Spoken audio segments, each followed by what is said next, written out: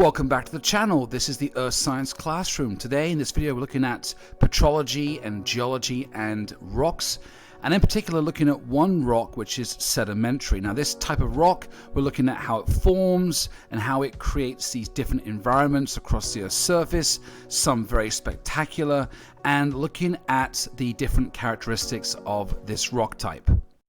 This is the Earth Science Classroom.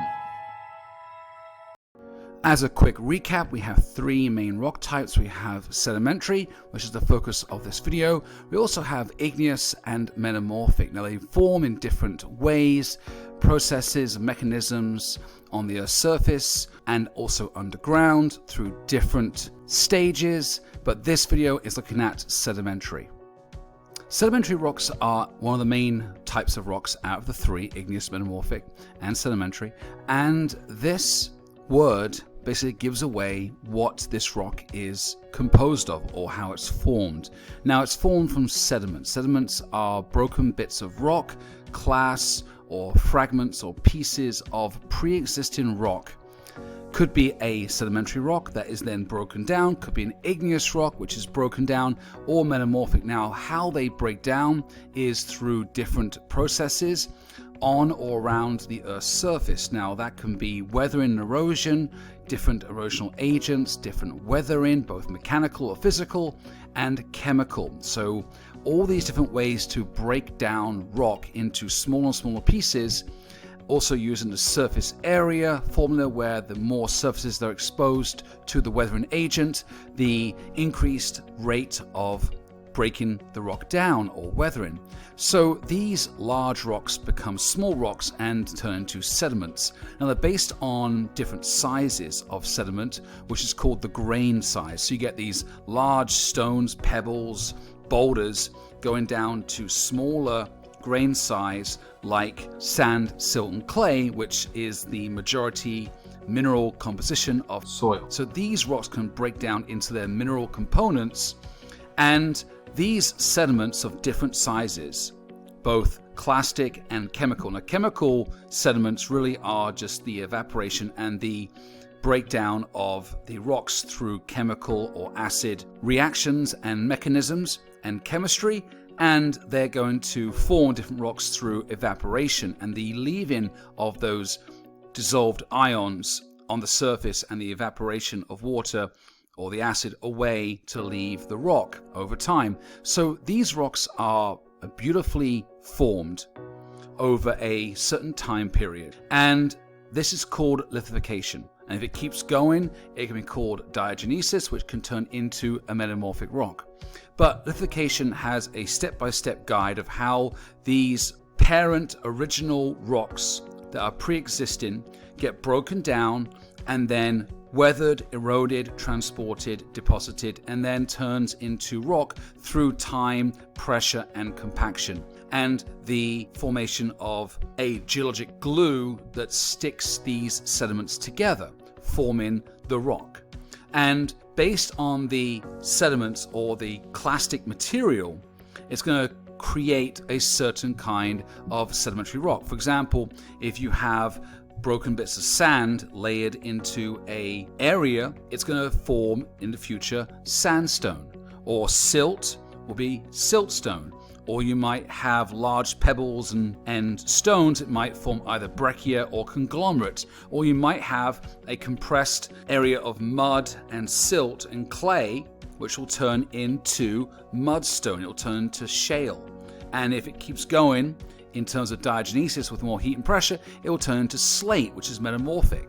So the sediments and the material that is being deposited in a certain geographic location, a depositional environment, will then create that certain rock. So what does that mean? It means that if we find anywhere on the Earth's surface above the sea level on a continent, and you find a large area of limestone, for example, limestone only forms under an ocean or water body, large water body, and limestone is made from dead animal shells. So we can trace back the geologic history of the area based on what rock we find, and we can even date that rock to see when that ocean was present at the location, Or let's say we find siltstone, or we find conglomerate. Could have been a large river present, or could have been a inland sea, or we might find mudstone. We might have an ancient swamp, or an ancient tropical estuary or bayou in this location in the past. So these sedimentary rocks are a magnifying glass back into the past in that location, and we can kind of trace the origins of this area and how it's changed over millions or billions of years based on the existing rock layers that we find.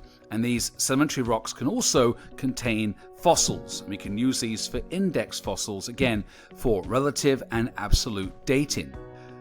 Now, with sedimentary rocks in general, you can use geologic principles to apply to these strata or rock layers, and because they are laid down in a horizontal layer and they form in horizontal bands of different kinds of sedimentary rock, we can use these for both relative and absolute dating of geologic history. See by this image, you get this beautiful layering of different sedimentary rocks of different colors based on the mineral content and composition, the amount of iron in, or magnesium or aluminum or other major elements within these rocks. Is you have this beautiful timeline, and the Grand Canyon is a great example of that, where you have this exposed canyon wall dating back from 265 million years of the top layer,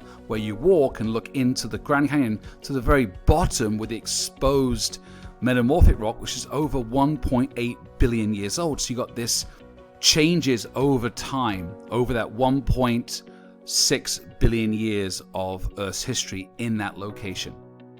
A great example of a sedimentary rock is this conglomerate, this beautiful, smooth, textured rock, where you have a clear class and this clastic formation of different rounded bits of sediment or class that have been kind of glued together geologically to form this amazing, nice, smooth rock.